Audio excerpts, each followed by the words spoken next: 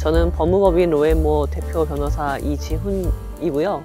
저는 유튜브 아는 변호사 채널을 운영하면서 다양한 생각에 힘을 기르기 위한 활동을 하고 있고, 또 부캐로는 작가입니다.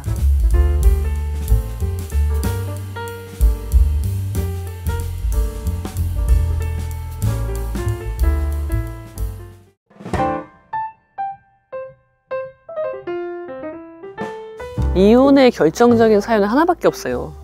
우리가 뭐 여러 가지 불륜이다, 폭행이다, 도박이다, 3대장 있잖아요. 이것들도 결국은요, 대화가 안 되는 것으로 귀결이 되거든요. 관계가 나빠도요, 내가 여잔데 남편이랑 사이가 나빠. 그래도 남편이 불륜을 하잖아요. 그러면 나 기다렸다는 듯이 이혼하시는 분은 거의 없고요. 그런 경우에도 고민을 하신단 말이에요. 그리고 내가 이 사람이랑 이 문제가 해결이 된다는 거는 불륜 사실 인정하고 사과하고, 그 다음에 상간녀 책임을 물을 수도 있고, 그런 절차들을 통해서 내가 받은 상처가 치유가 되면 나는 살 수 있는 거예요. 근데 그게 안 되는 거예요. 예를 들면 남편이 내가 불륜한 거는 너 때문이야 라든지, 불륜할 수도 있지, 너도 해, 만약에 그런 식으로 나오면은 나는 이 결혼 관계를 유지할 수가 없는 거죠. 그러니까 이 부분은, 이 사람들이 이혼하는 거는 불륜 때문이 아니라 대화가 되지 않는, 그 갈등이 해결되지 않는 것 때문에 결국은 이혼에 이르게 된다라고 볼 수 있는 거죠. 그래서 모든 이혼 사유는요, 대화가 되지 않는 것으로 귀결이 되게 되어 있습니다.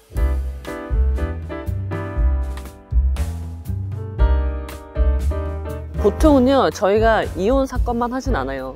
근데 민사 같은 경우는 법리적인 싸움이기 때문에 승패를 예측을 할 수 있어요. 그래서 그런 경우는 이거는 좀 하기 어렵다라고 말씀을 드리지만, 이혼이나 형사 같은 것들은요, 사실 저희가 수임을 하지 않는 경우는 거의 없거든요. 왜냐하면 이혼이라는 거는 개인 간의 갈등이에요.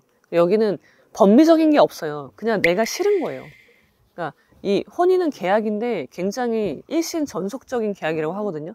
그러니까 내가 싫은데 저 사람이랑 살 수가 없잖아요. 그래서 소송을 하고 기각이 되더라도, 그렇기 때문에 이혼 사건에서 저희가 수임을 하지 않는 경우는 없습니다.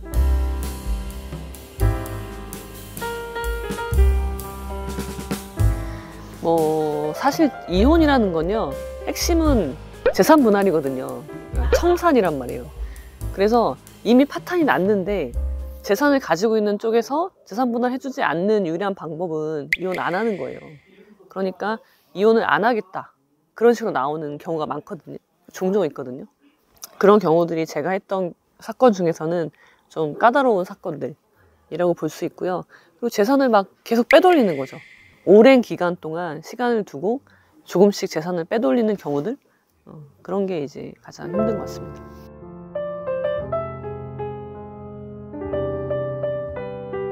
제가 느끼기에는요, 전체적인 이혼율이 좀 그 전보다는 올라갔다고 생각을 하는데, 그리고 연령대도 보면은 다양해요.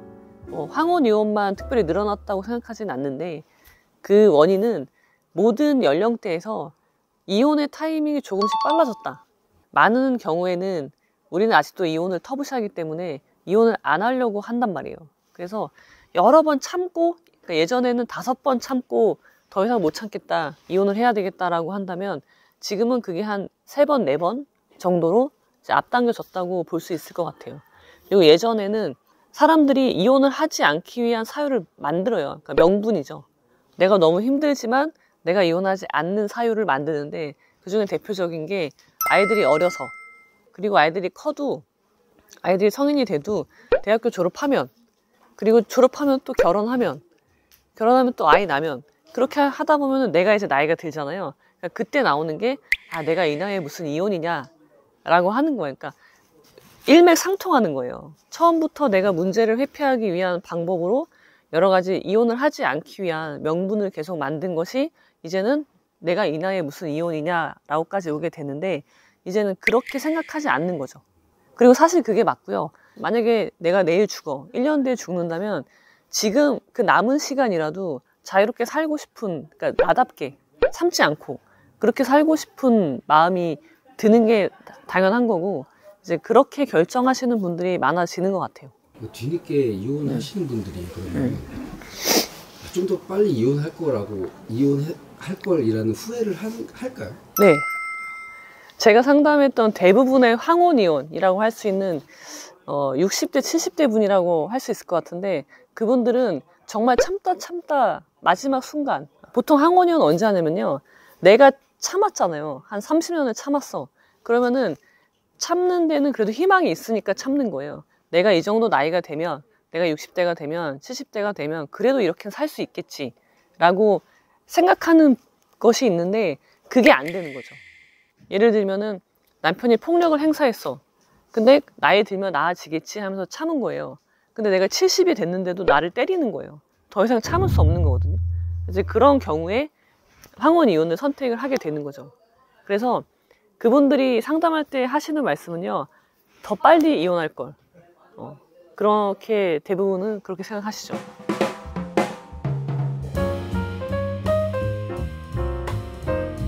이제 상담할 때 조론 이야기를 많이 하세요.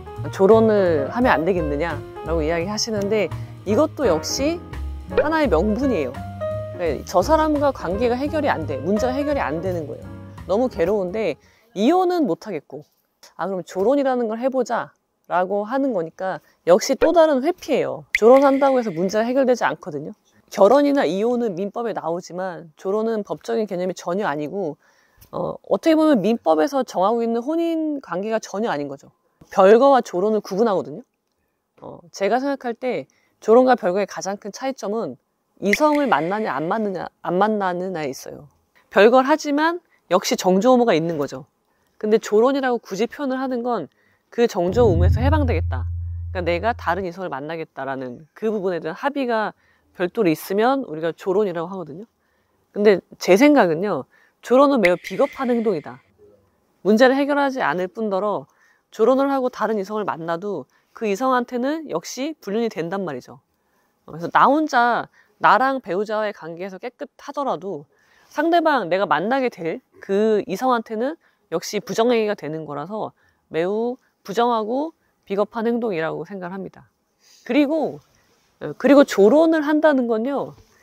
이미 이혼을 하셔야 되는 단계예요. 근데 이혼을 안 하려고 이제 조론이란 이상한 법적인 개념이 아닌 걸 들고 오는 것 뿐이죠. 법적으로 보호받을 수 없습니다. 조론은. 그러면 조론을 하고 만약에 내가 이성 친구, 여자친구나 남자친구가 생겼어요. 그런데 배우자가 마음이 바뀌어서 나도 그렇고 이혼을 하고 싶어. 그랬을 때 법적으로 좀 그게 불리하게 작용을 할 수도 있을까요? 조론 계약서가? 이성 친구가 있는 게? 당연하죠. 왜냐면 나랑 배우자랑 조론 계약서를 써요. 그리고 거기다는 서로 사생활을 터치하지 않는다. 각자 이성을 만나도 문제 삼지 않는다라고 하겠죠. 근데 내가 만약에 내 배우자가 조론 계약서를 쓰고 다른 이성을 만나. 난 싫을 수 있잖아요. 쓸 때랑 기분이 다를 수 있잖아요. 기분이 나쁜 거야. 그래서 내가 그 여자를 상대로 상간녀 소송을 할 수 있어요. 내가 이 여자랑 계약을 한 건 아니잖아요. 그러니까 이 여자는 상간녀 책임을 져야 되는 거죠.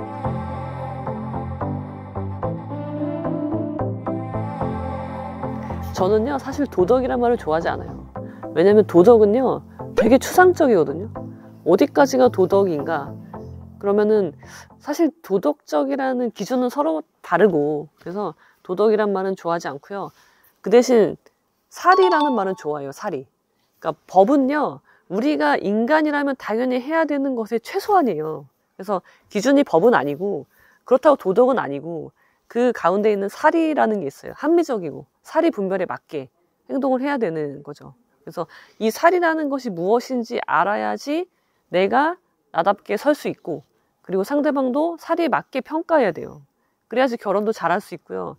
이혼을 하지 않고 행복한 결혼 생활을 할 수 있고 그리고 가정을 만든다는 거는 부부도 그렇지만 자녀가 있잖아요. 내 자녀를 성장시킬 수 있는 거예요. 그래서 도덕보다는 사리를 강조하고 있습니다.